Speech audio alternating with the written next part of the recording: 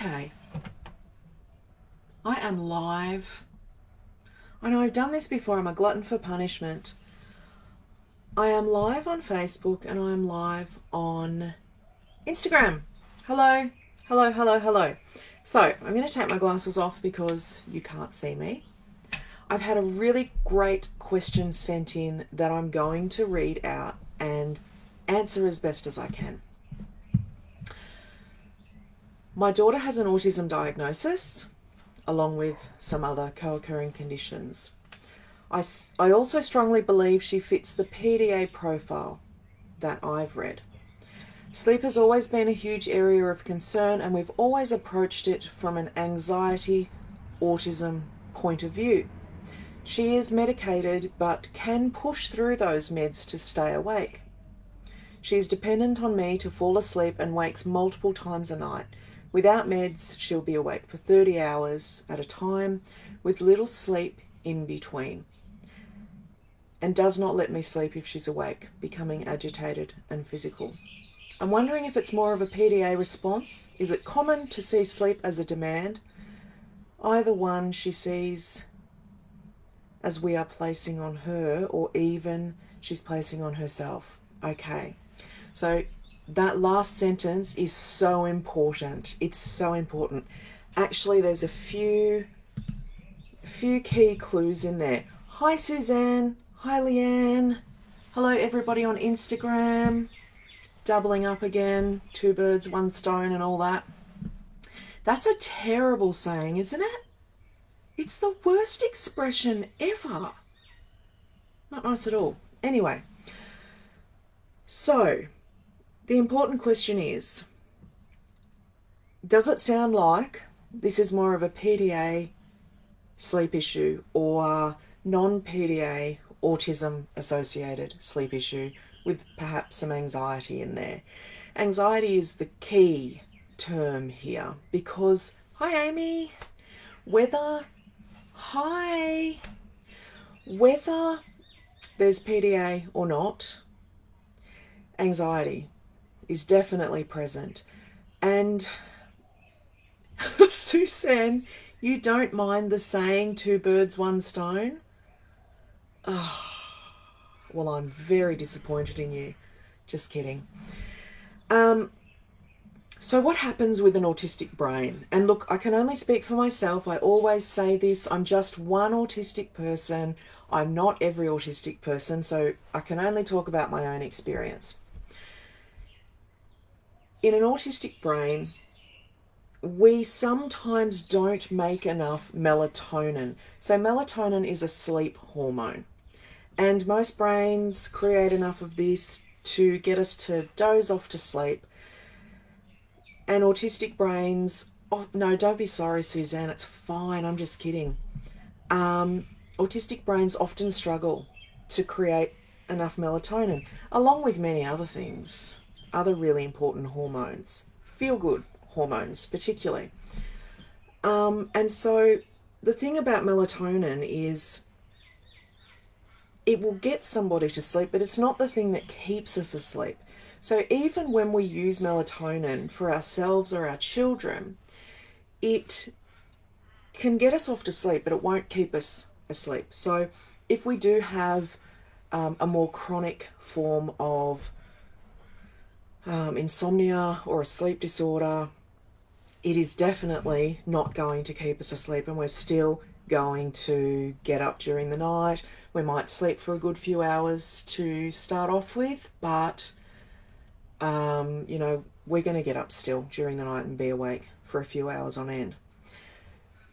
It's very, very common for autistic people to have sleep issues, and there are a number of reasons for that. The first one I just mentioned about melatonin. Another one, of course, is anxiety. So having a whole body experience of anxiety that is connected to our sensory perception, our sensory processing differences.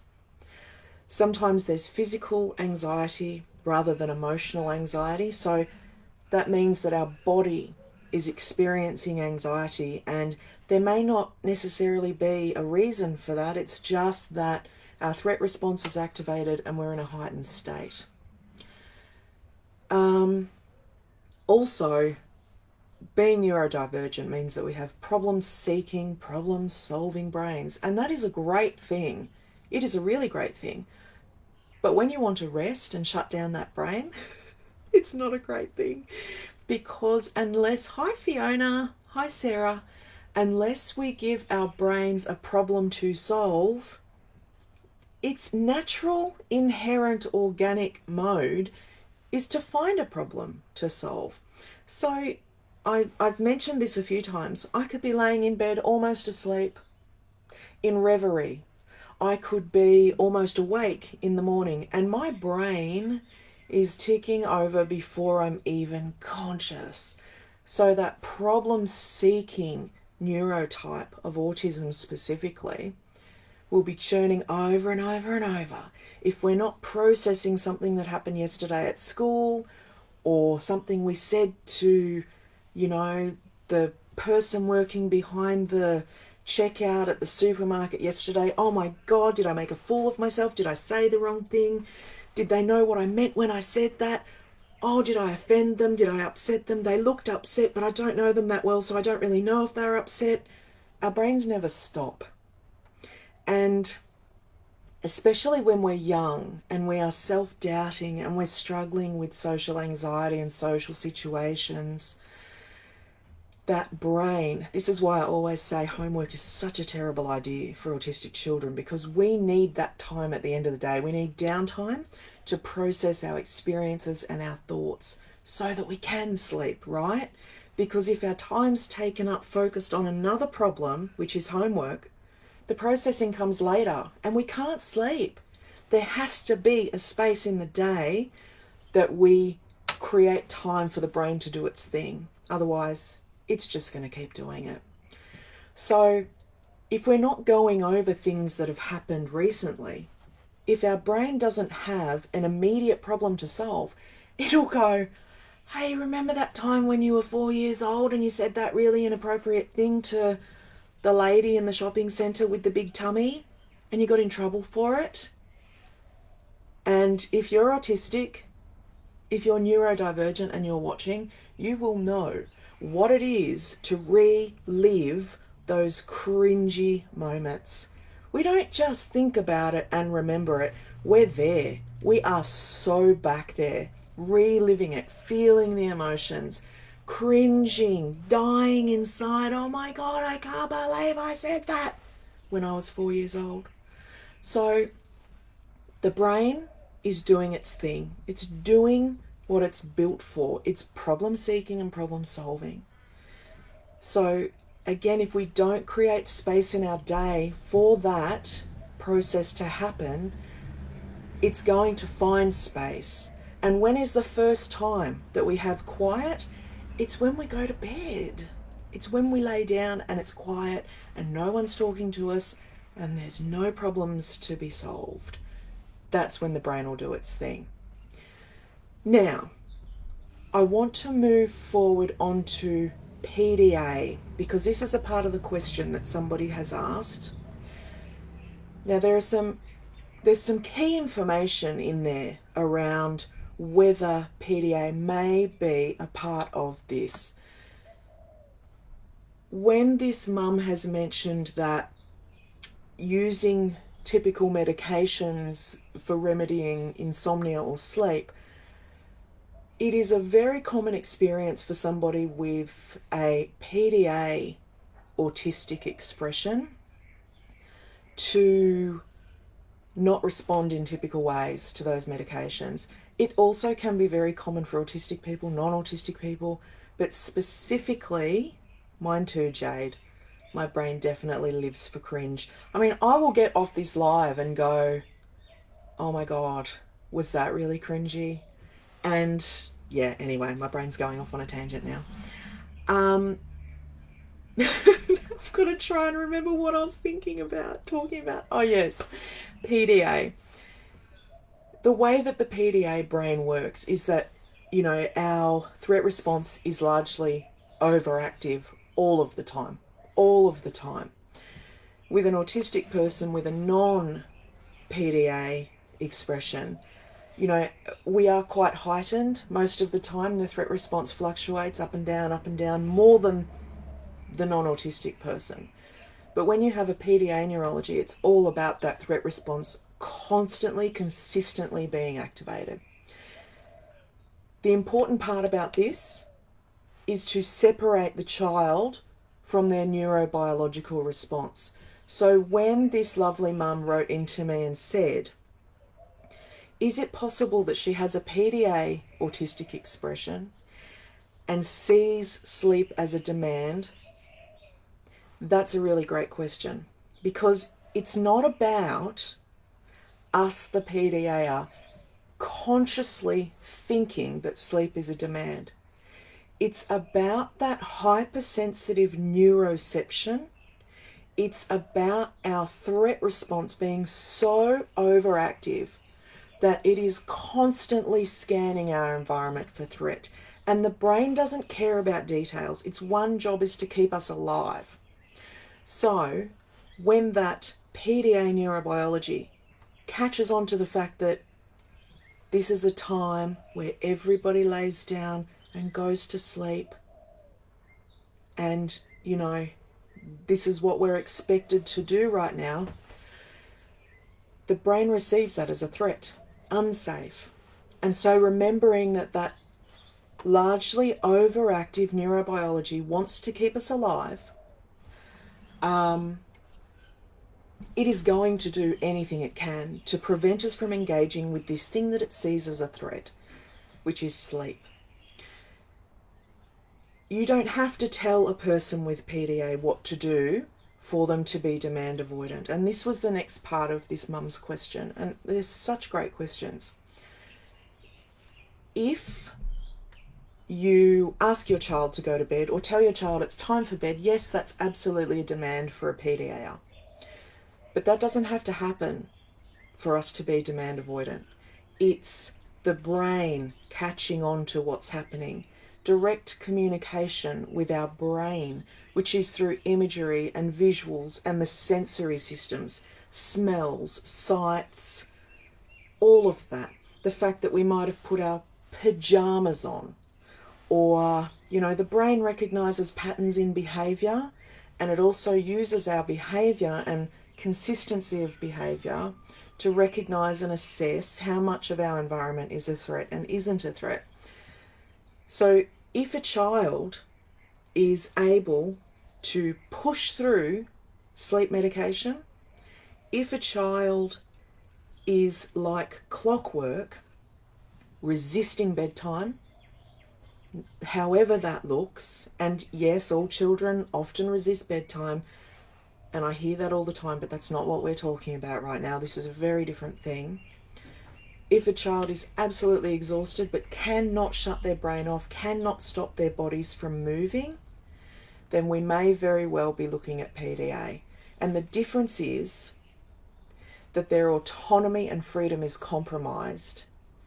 With a non-PDA autistic expression, it would be about processing, anxiety, overstimulation, sensory dysregulation, all of the stuff that we know about. But for somebody with a PDA expression, it's directly related to our autonomy and freedom being compromised. So people have this really common understanding, and I've read it a lot in the literature, that PDA is driven by an undercurrent of extreme anxiety. For me, it's not. It is about having this inherently powerful drive, this determination that I have no control over for autonomy and freedom. And when that is compromised in any way, shape or form, then the anxiety kicks off and then the behaviour shows up, or the demand avoidance. So there are some really important clues in there around whether it might be, generalised anxiety and autism, or whether we might be looking at a PDA expression. I think it's really important too to consider when we're thinking about PDA that often PDA is almost an expression of an overlap between autism and ADHD coming together. And there are all different kinds of demand avoidance, but pathological demand avoidance is very, very different. It's a whole other level of resistance. Amy says, I just got to check the time. I, on purpose, came on here with very little time. I have a client at 3:30 because I could just talk all day. Is it worth trying to change the routine to try and trick the brain? Great question. Yes, we can try that, but what's really important for PDAs is transparency, honesty, authenticity. So we would never, and I know this is not what you're doing now, Amy, because we're just talking frankly to one another, but we would never use language like trick or overcome or strategy, because that brings with it a sense of dishonesty. Yes, I can save the live, Daniel. I think, or maybe not. I think I was meant to press a button first. It's on Facebook though, and I can download it and upload it to Instagram. But yes, we can. You can change. So as an adult, I've learned, as an adult with a PDA expression, I've learnt to interject small changes in my routine in order to interfere with my PDA brain recognizing familiar sensory input and translating it as a threat. An example of that would be, I totally get it, Amy. No problem at all. An example would be driving a different way to an appointment. And that's really tricky because, you know, the thing we read a lot about autistic people is that we crave familiarity and predictability and routine. And for me as a PDA, I don't so much. PDA expression, Tina, PDA stands for Pathological Demand Avoidance. It's a terrible, terrible terminology. It's highly focused on probably the most obvious behaviour, but there's so much around it that is so much more important. But yes, we can, Amy, but it takes a lot of practice and time. But yes, we can. And I think maybe that's a topic for another live, because I have a wonderful family that I'm sitting with in 4 minutes. Thank you so much, everyone, for being here. It's always lovely to connect with everybody, and I look forward to seeing you all again soon. Ciao, ciao. End live video.